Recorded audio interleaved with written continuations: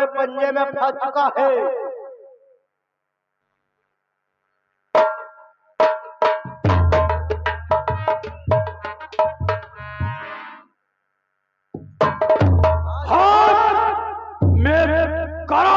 ठहरो, युद्ध बंद। क्या भांजे से? युद्ध नहीं होगा। आखिर क्यों? सब लोग अपने अपने हथियार रख दो। आखिर क्यों भांजे? मामा वो बाद में बताएंगे, पहले सभी लोग अपने अपने हथियार रख दो। अभिमन्यु कहाँ? अभिमन्यु को बुला। जयद्रथ, अभिमन्यु को बुला। द्वारपाल, द्वारपाल, आओ द्वारपाल यहाँ। अभिमन्यु, आओ बेटा मन्नू। आओ द्वारपाल, यहाँ तो आओ। अरे द्वारपाल, यहाँ एक बहुत अच्छी बात बतलानी है, बहुत अच्छी। अरे पहले यहाँ आओ द्वारपाल। इधर आओ। अब युद्ध बंद देखिए, हम सभी लोग निहत्थे हैं। अरे नहीं द्वारपाल, अब युद्ध बंद। बात तो समझो। अरे युद्ध बंद, युद्ध नहीं होगा। नहीं, युद्ध नहीं होगा। पहले यहाँ नहीं, नहीं, युद्ध नहीं होगा। हथियार रख दो। युद्ध बंद देखिए, सभी लोग निहत्थे। आओ द्वारपाल, देख लो, हम लोग के पास कोई वस्तु नहीं। यहाँ युद्ध बंद, कोई भी अस्त्र सभी लोग निहत्थे हैं। आओ, इधर आओ, इधर आओ। हमारे हित बातचीत हुई। युद्ध बंद। अभिमन्यु को बुलाओ। काहे? युद्ध बंद, क्योंकि अब कौरव और पांडवों में संधि हो गई। का तुम समझी हुई हो? संधि नहीं, संधि हो गई।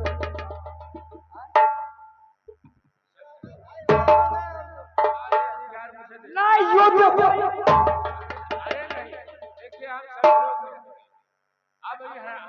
अरे द्वारपाल, हथियारों का कोई काम नहीं रह गया।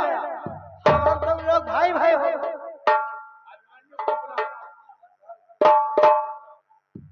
अभिमन्यु को बुला। अभिमन्यु को बुलाए तो हमका का फायदा हुई? तू कुछ लेना चाहता? क्या लेगा बोल? बोल, क्या लेगा? युद्ध बंद होगा। बंद हो गया। तो कोई बात नहीं है। जब युद्ध बंद होगा तो हमका देव आदेश, हम अपने घर रहे। आदेश? पहले तो अभिमन्यु को। युद्ध बंद हो गया, अभिमन्यु को बुलाओ, क्योंकि हम उससे अपने गले से लगाएंगे। यानी खिलाई हो।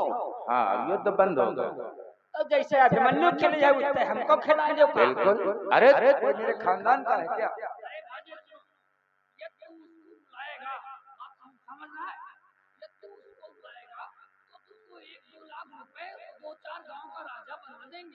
और क्या? ना हो जैसा। और क्या? दो चार गांव का हम राजा और क्या? और दो चार लाख। और क्या? तो हम कहना सीधे हमारे पड़ गई। बोला, क्या हो? बिल्कुल देंगे। बोला बोला, क्या लेना चाहता हो? अच्छा, तो बुलाए आए बोला। भैया अभिमन्यु आयो। ये क्या? सीधे बोल कि भैया अभिमन्यु यहाँ आओ। हमका तुम 5 लाख रुपया दिया हो। बिल्कुल मिल जाएगा। मामा कसम खाओ। नहीं, मैं मामा की सौगंध खा के कहता हूँ, मिल जाएगा। तो हमारे सिले पड़ जाए। भैया अभिमन्यु यहाँ आयो।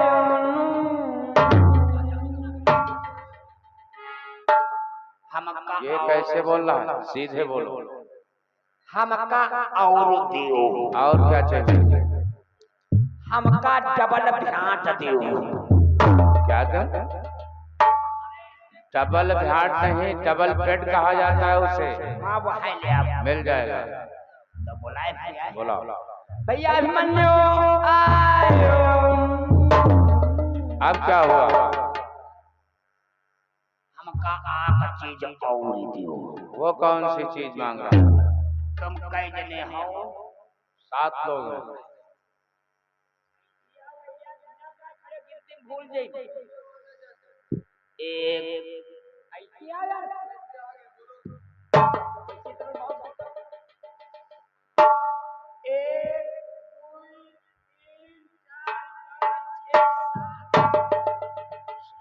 तुम 7 जने मिल गए।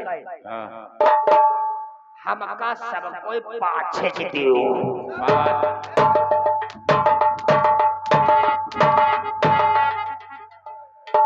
मोर कहेगा उसे पाछे की नहीं बोलते हैं, उसे अपाची बोलते हैं। हाँ वह हमका दियो। हाँ तो मिल जाएगा। तो फिर हम बुलाए फिर आए। बोला क्या हुआ? अवश्य जब कह चुके हैं तो मिल जाएगी। भैया अभिमन्यु आयो। अब क्या हुआ? आवाज लगा, बोला यहाँ। हमका आख चीज और दियो। अब क्या चाहिए? हमका ये को बकसा दियो। वो क्या करेगा? ऐसा क्या करेगा? इतनी बड़ी बकसिया लेगा? हिम्मा का पई। तो बक्सा क्या करेगा? बकसा मैया आता बड़ा हमका बकसा दियो तो हमारे मेहरों के सब जेवरात आ जाए और वह मैया सब कत्या गलीचा आ जाए और जब आग लग जाए तो हम हो वह मैया घुसी जाए। यानी इतना बड़ा बक्सा लेगा? हाँ चलो वो भी मिल जाएगा। अवश्य बुलाए भैया। बोला भैया अभिमन्यु अरे बुलाता क्यों नहीं? मिल मगर डाल ले हो देख परी। मिल जाएगा। भैया अभिमन्यु यहाँ आओ। भैया अभिमन्यु यहाँ आओ। बात समझ ले हो देख परी। अरे नहीं ठहरो अभिमन्यु। अभिमन्यु देखे हम सभी लोग निहत्थे हैं, किसी के पास अस्त्र शस्त्र नहीं है और बात समझ ले हो देख परी। बिल्कुल भैया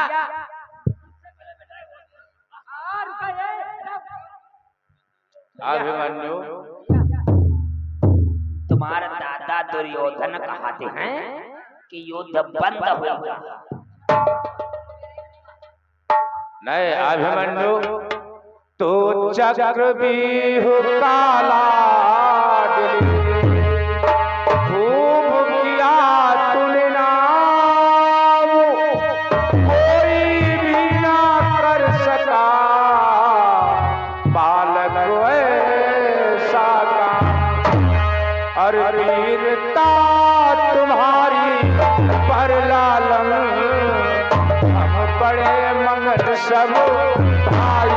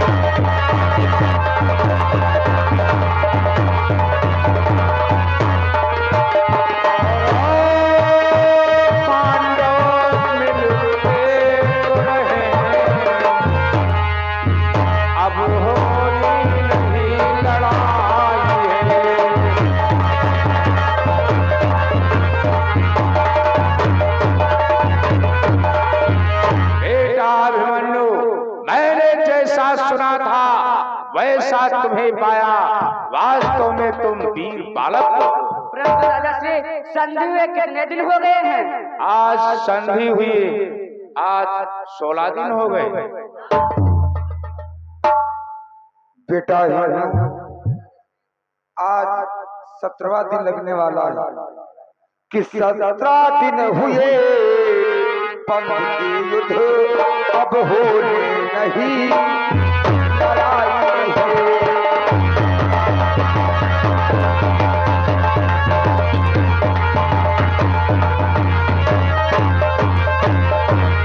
17 दिन हुए संधि के, अब होनी नहीं लड़ाई है।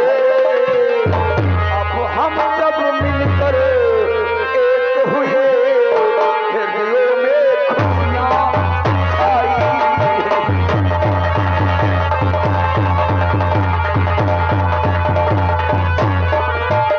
कौरव पांडव मिलो एक हुए, हृदयों में खुशियां आई है।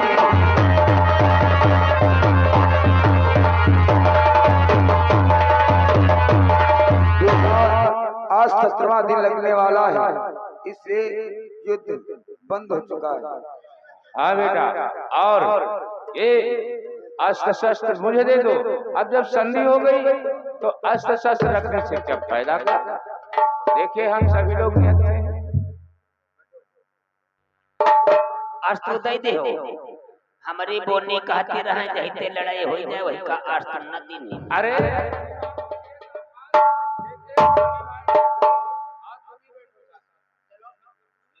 परंतु दादाश्री ये युद्ध कैसे हुए?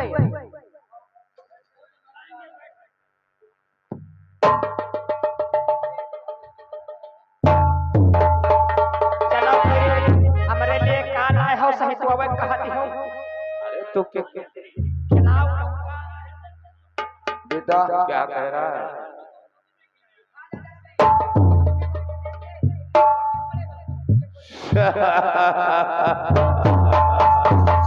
अभिमन्यु, अरे गोदी भी तुझे खिलाऊंगा और सीने से तुझे लगाऊंगा।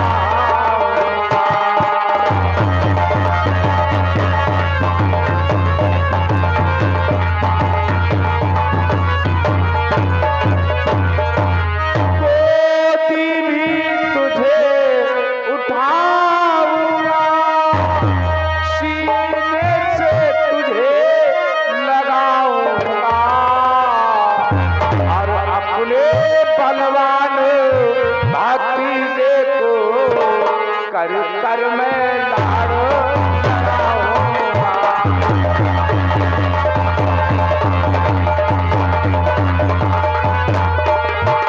अपने बलवान भतीजे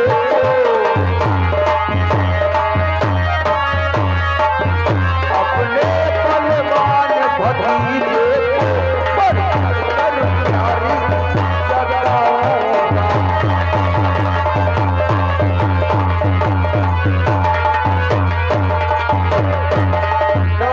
बारी बारी से अभिमन्यु को गोद में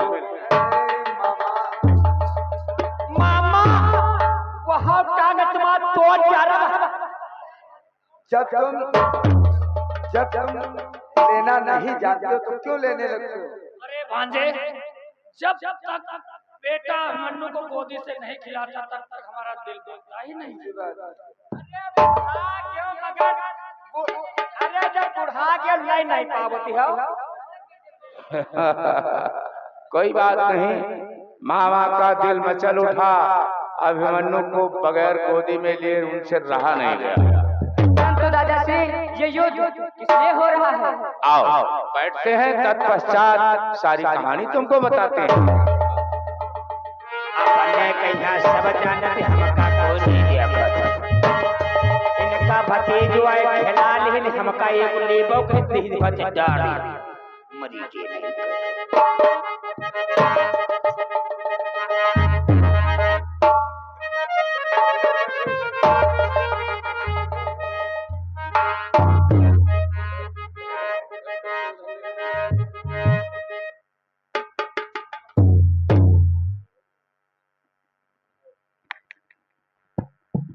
बेटा अभिमन्यु, बोलो दादाश्री। तुम यह जानना चाहते हो कि ये युद्ध क्यों छिड़ा? हाँ दादाश्री, मैं यही जानना चाहता हूँ ये युद्ध इसलिए हो रहा है। इसकी एक बहुत बड़ी लंबी दास्तान है। अच्छा। मैं तुम्हारे ताऊ जी ने अर्थात धर्मराज ने एक बहुत बड़ा यज्ञ का अनुष्ठान किया था। उस अनुष्ठान में अर्थात अग्र पूजन में मैं भी गया हुआ था। फिर क्या हुआ? परंतु जब तुम्हारे महल को गया, वो देव शिल्पी विश्वकर्मा मैदानों के द्वारा बनाया हुआ माया महल इंद्रप्रस्थ, उसका नजारा कुछ अद्भुत था। फिर क्या हुआ? जहाँ पर मैं देखता था जल, वहाँ पर थल होता था, और जहाँ पर मैं समझता था ये थल है, वहाँ जल होता था। फिर क्या हुआ दादा? मैं समझ नहीं पाया। मैंने सोचा थल है, लेकिन वो जल था, उसी में जाकर के गिर पड़ा। फिर क्या हुआ दादा? जब गिर पड़ा तो तुम्हारी माता द्रौपदी ने अट्टहास किया, अर्थात हंसी उड़ाई, और क्या कहा, अंधे का पुत्र अंधा होता था। खैर मैं, वो मेरी भाभी थी, बड़ी थी, मैं कुछ नहीं कहा, चुपचाप चलाया। परंतु जब मैं आया, ये बात अपने मामा श्री से बताई। अब वो सामने बैठे हैं। जब उनसे मैंने बताई तो उन्होंने क्या किया, एक चौसर का खेल खिलवाया, अर्थात जुए का खेल।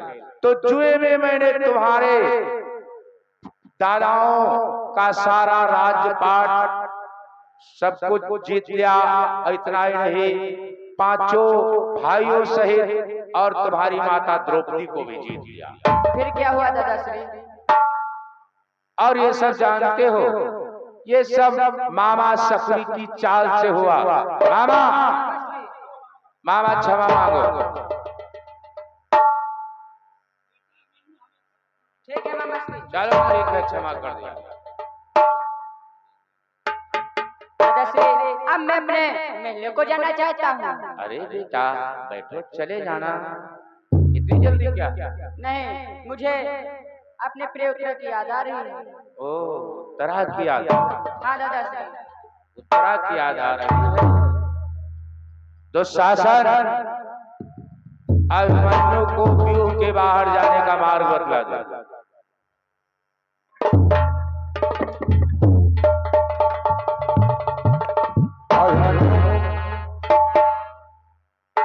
बोलो बेटे, ये सीधे जाना, सीधे सीधे जो तीरों के निशान पड़े हुए हैं, ये सीधे चले जाना, फिर दाएं जाना, फिर बाएं जाना, फिर सीधे जाना, फिर दाएं, फिर बाएं, फिर नीचे और फिर सीधा ऊपर चले जाना। जहाँ तीर के निशान पड़े सीधे चले जाओ। ठीक है, जा रहा हूँ दादाश्री, जाओ। अच्छा भैया, सबकी जो कुछ हम कीन, सबका हमका मारो, हम तुमको मारो, कोई लाग तो नहीं भैया। चलो अब यह दिन हमारा रामा जो हरे भैया हम दे दिया, और सब नीचे नीचे रहे हुए भैया। चलो द्वार पर ठहर, परंतु दादाश्री मेरी तलवार को दे दे मुझे। बेटा अभिमन्यु, क्योंकि संधि हो चुकी है और इस युद्ध के बारे में हम सबको मालूम है, लेकिन सेना हमारी नहीं जानती।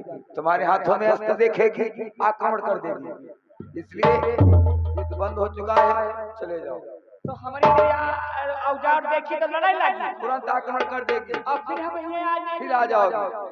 तब यूं नहीं हुई, तब भैया द्वारपाल, तेरी इच्छा हो तो रुक जा 2-4 दिन। अब भैया हमारी पत्नी चौतर की याद आ रही, अब हमका जाहे ज्यादा